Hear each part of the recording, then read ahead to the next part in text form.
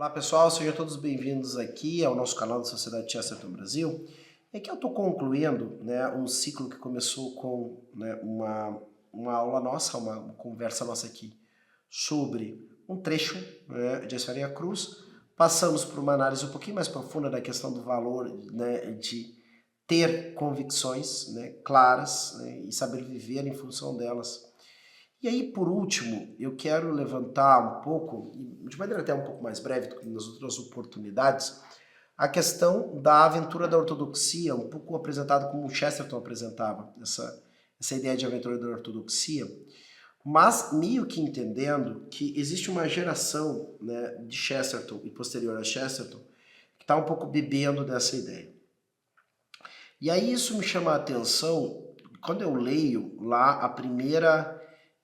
tem um livro da Dorothy L. Sayers, que é Letters to a Diminished Church, acho que é isso. Cartas a uma Igreja Acanhada, foi traduzido em português. E a primeira delas é falando sobre a ideia contraditória de considerar que o credo ou os dogmas eram entediantes. E ela vai falar como, na verdade, no centro do credo cristão, está uma série de dramas, e ela vai falando uma série de paralelos. Eu acho a escrita da Sayers em alguns momentos muito parecida com a escrita de Chesterton, tá? Eu acho bastante interessante, porque ela vai colocando diante de nós esses paradoxos, Então ela vai trazendo a ideia do o que aconteceu dentro do cristianismo. A ideia de que um Deus se faz homem, Esse Deus se faz homem e vive como?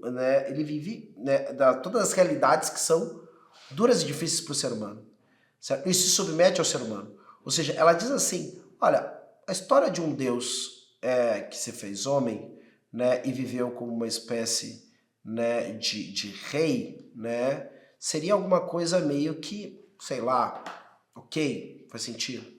A ideia de homens tiranizando outros homens, certo?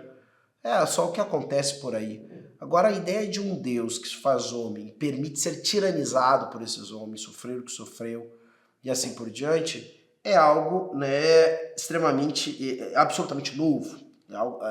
É uma história que eu quereria, se eu desse a sinopse disso, vocês iriam querer saber como é que acontece essa história, qual é a origem dela, como ela se desenvolve, como ela chega ao seu clímax.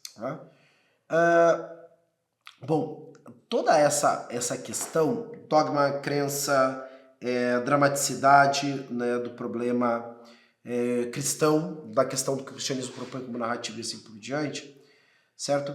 Parece encontrar, especialmente na Inglaterra, uma espécie de lar natural, se nós pararmos para olhar aquilo que é o fundamento do que poderíamos chamar de pensamento inglês radicado na linguagem, tá? Ou seja, existe uma forma de pensar que se expressa no escrever de quem é dessas ilhas ou de quem bebe dessa cultura.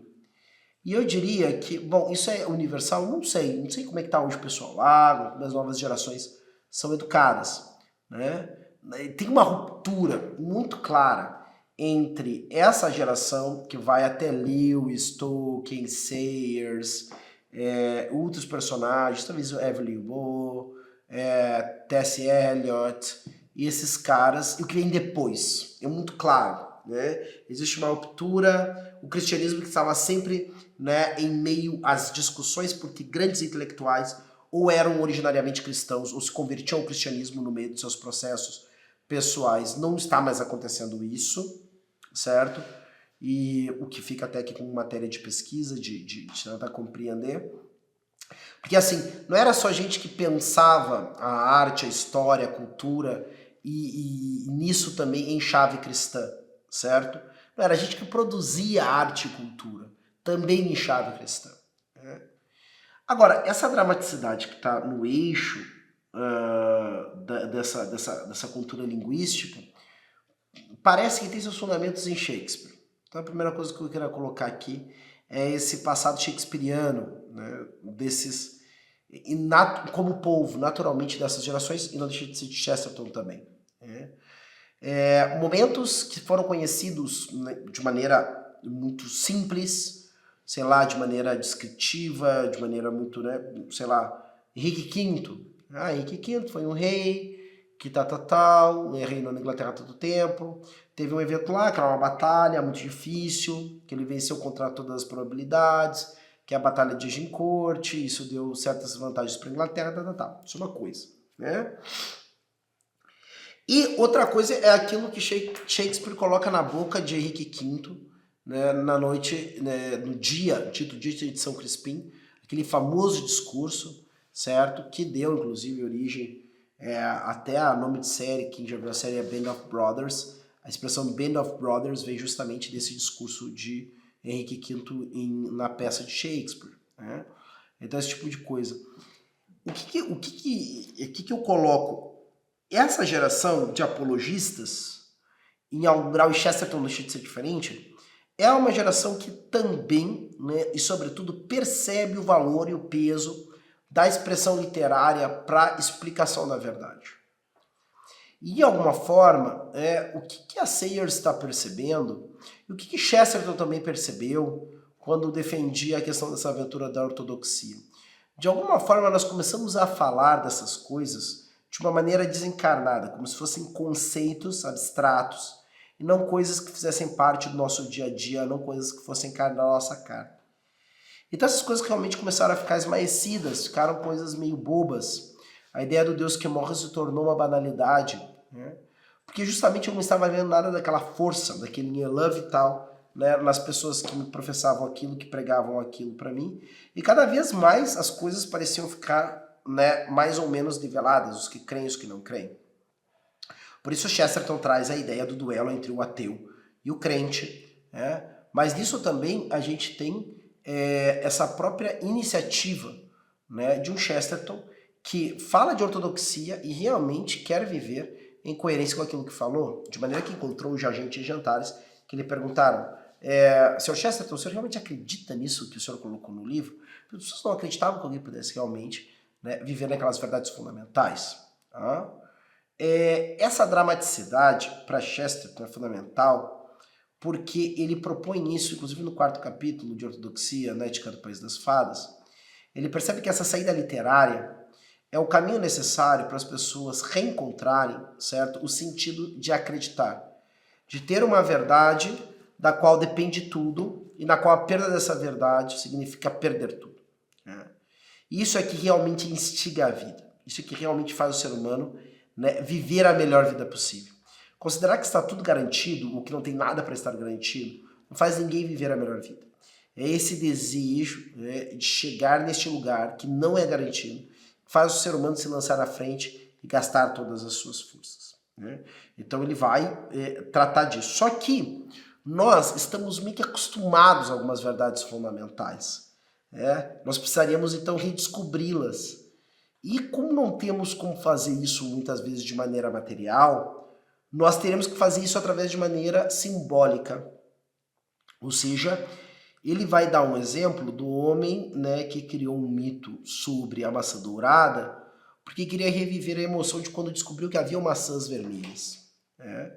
Então, essa dramaticidade, né, essa capacidade da literatura de me entregar e imaginar, né, novos perigos e estonteantes perigos, e perigos que me separam de belezas e felicidades, né, que vão quase para além da imaginação.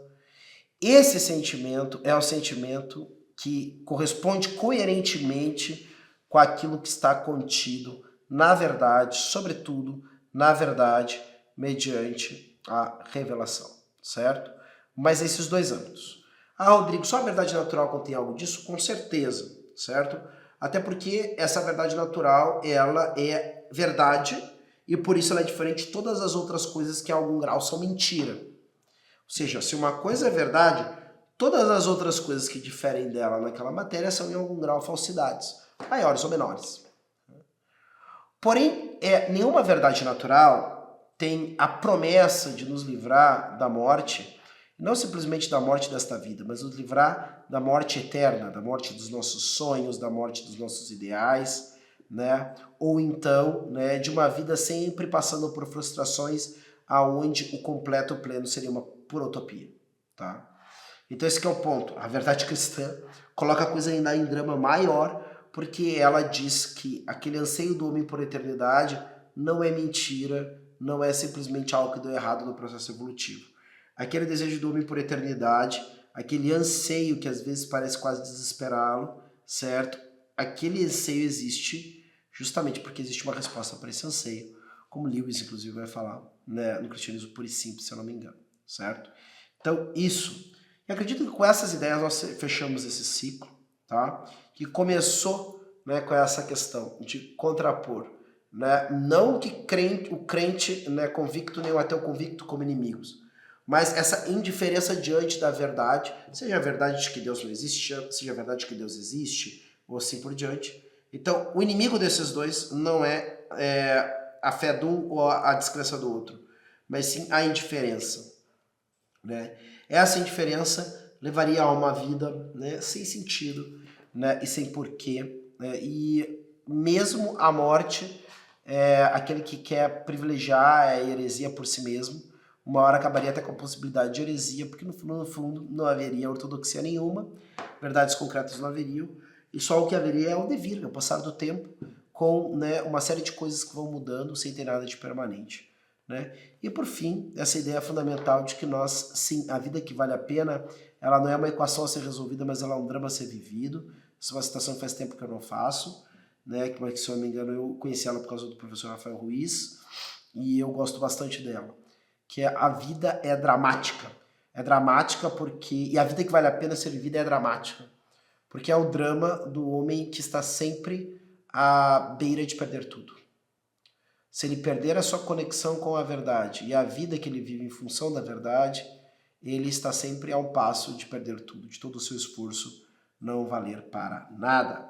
E falando de esforços que valem a pena, eu quero falar para vocês agora de um esforço que vale muito a pena, que é o seguinte, que é a aquisição de um dos produtos que eu tenho mais me orgulhado, né, ultimamente aqui na Sociedade Chesterton Brasil, que é essa super caixa que veio atender a todos os anseios. Tô brincando, mas certamente há vários anseios, né, do leitor e, por que não dizer, fã de Chesterton, certo?